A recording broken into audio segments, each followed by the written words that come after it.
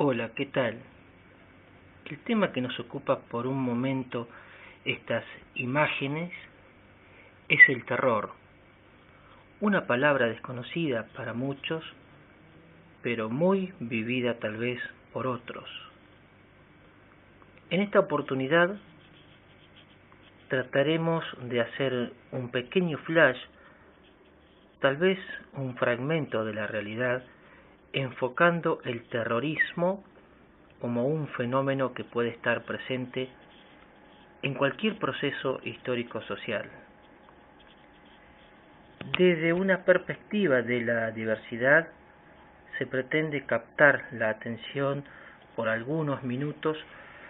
sobre una visión particular o muy distinta o más o menos parecida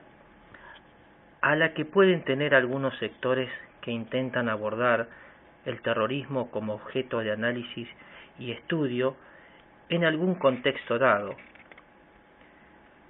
Para esto se intentará compartir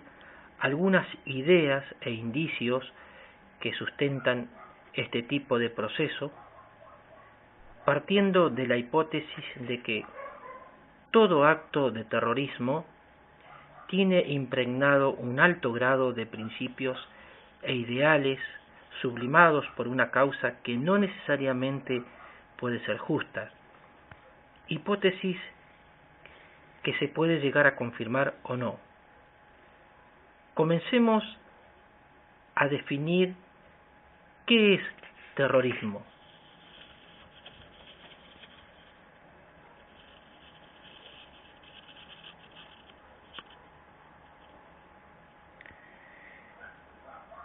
Según la Wikipedia, terrorismo es el uso sistemático del terror para coaccionar a sociedades o el gobierno, utilizado por una amplia gama de organizaciones políticas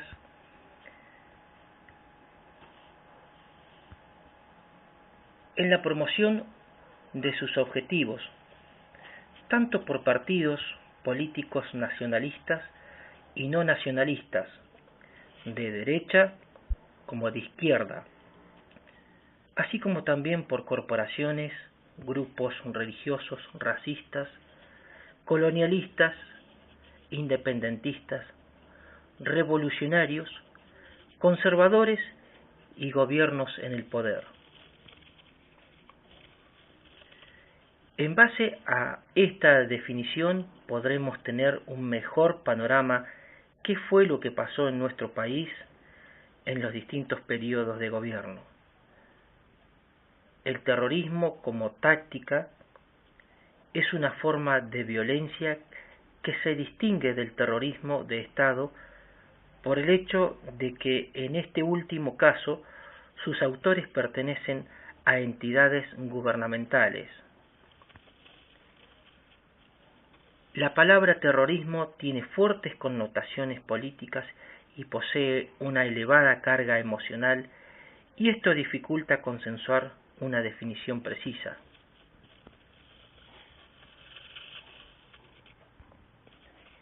En su sentido actual, el terrorismo fue acuñado extensivamente por la propaganda nazi para hacer referencia a los movimientos de resistencia de los países ocupados por el ejército alemán y consolidado por las dictaduras latinoamericanas de las décadas del 70 y del 80 y los Estados Unidos en el marco de la doctrina de la seguridad nacional desarrollada desde la Escuela de las Américas, y en ambos casos se hizo patente que existen relaciones estrechas entre el terrorismo realizado por ciudadanos y el terrorismo de Estado, siendo aquel muchas veces la justificación de este. Un estudio de 2003 realizado por el ejército estadounidense afirma que existen más de 100 definiciones de terrorismo, y por todos estos factores muchos especialistas consideran la palabra terrorismo, un término que en su uso ha devenido en un concepto meramente propagandístico para descalificar al enemigo más que definir una situación de forma objetiva.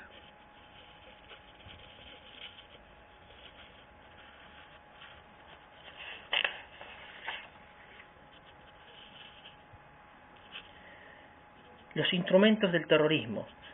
Dentro de los instrumentos del terrorismo y utilizados para implementar dicho mecanismo o actos terroristas, se incluyen diversas formas de violencia física contra las personas, como el secuestro, la tortura o la ejecución extrajudicial. Diversas formas de violencia moral, como la amenaza de las anteriores o la presión social. Diversas formas de violencia contra los bienes privados y públicos, como la destrucción de los mismos con materiales explosivos, como la destrucción de otros puntos, y para esto los materiales que se usan son materiales explosivos o incendiarios. Finalmente, uno de los instrumentos más utilizados por los grupos terroristas es el atentado con explosivos contra blancos, militares o civiles para provocar muertes indiscriminadas o no. Para James Piazza, el terrorismo es un resultado del orden democrático y de la debilidad en el sistema político. Por su parte, el especialista adhiere a la idea que una democracia con instituciones débiles demuestra mayor propensión en relegar a ciertos grupos, quienes se transforman en terroristas.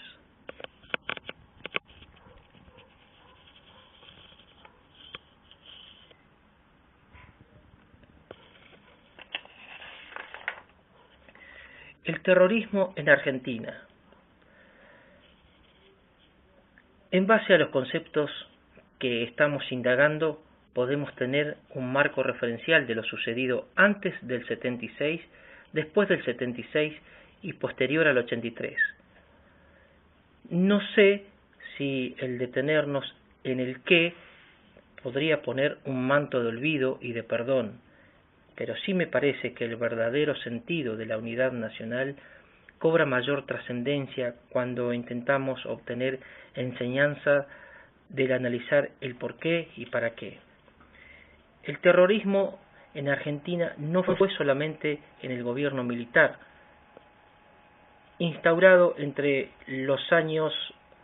76 y 83,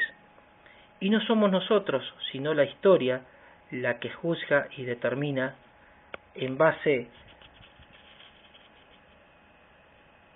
a los acontecimientos y a los hechos lo que se ha procesado en cada etapa de gobierno. Yo me acuerdo en mi niñez haber escuchado por la radio del secuestro de Aramburu y el posterior hallazgo de su cuerpo hallado muerto. Yo no entendía nada, pero era muy pequeño, pero daba vueltas en mi cabeza el por qué. No es mi idea ni mi intención, al mencionar lo recordado, abrir ninguna brecha, porque mis ideales y mis principios espero que estén fundados en Cristo, si es que se puede nombrar de acuerdo a la libertad, no libertinaje religioso que puedo tener como argentino que soy. En cuanto a Neuquén, que fue una de las ciudades que me tocó vivir en esa época, se notaban las restricciones que habían en todos los órdenes, pero con la necesidad que había de trabajar, estudiar, no les presté demasiada atención a esa situación, porque al igual que muchos, la asimilamos y la hicimos como parte de la vida normal, más allá de que en algunas de otras ocasiones, al ir viajando en colectivo con un grupo grande de amigos, al llegar al regimiento de infantería de montaña 10, de Cobunco nos hicieron bajar y con las manos arriba, apoyando y mirando al colectivo, nos palpaban para ver si portábamos armas, etcétera. Nunca tuvimos problemas, menos mal, gracias a Dios.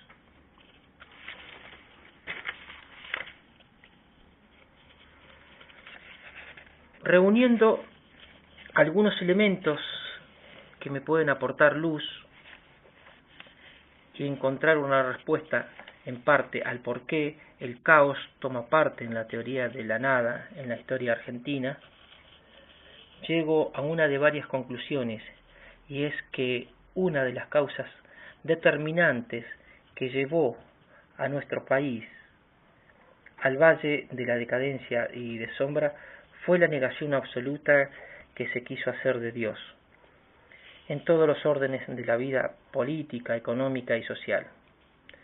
Creo que a Dios, como parte fundamental, única y principal de la fuerza de trabajo, no se lo puede separar ni negar con ideas y principios de una teoría absolutista de la negación de Dios. He leído no mucho a Marx. Me hubiese gustado saber mucho más del materialismo histórico, pero siempre me llama la atención su antagonismo hacia la religión y su ateísmo en cuanto él tiene su origen en su familia que tenía principios protestantes, según el libro que leí titulado ¿Fue Karl Marx un satanista?, de Richard Wurmbrand, libro que lo pueden bajar de internet, que habla de su vida personal hasta los 19 años en que tuvo un cambio de pensamiento totalmente invertido que lo lleva a abrazar el ateísmo que se diseminó como parte de la doctrina comunista que, al igual que en muchos países, se quiso instaurar en Argentina antes del 76. Creo que encuentro bastante razón en lo que se dice de que los extremos no son buenos. Si bien en algún momento de la vida uno trata de ser radical en su forma de pensar y actuar y de pronto nos damos cuenta de que estamos siendo extremistas, arrastrados por una corriente que nos aleja de los seres humanos, del verdadero sentido de la vida y el valor que ésta tiene, de la verdad, nos aleja de la verdad, de la justicia, y es entonces donde debemos encontrar el punto en que nos haga reflexionar y emprender el regreso al equilibrio, que es lo más difícil de mantener, pero un punto y un espacio superador por la tensión que genera el hecho y el desafío de tener que mantenernos bien parados y bien fundados para no cometer errores como los que se han cometido en nuestro país, con un costo muy alto de vidas humanas y muy caros a los sentimientos del pueblo. La madurez de nuestra sociedad argentina, según puedo hacer una breve retrospección y haciendo una observación hacia el pasado, se va a lograr cuando aprendamos a hacer equilibrio en todos los órdenes de nuestra vida, familiar, social, política, económica, y de esta manera mantener un ejercicio constante para no irse a ningún extremo y tener sobresaltos históricos como lo hemos tenido en nuestra nación argentina.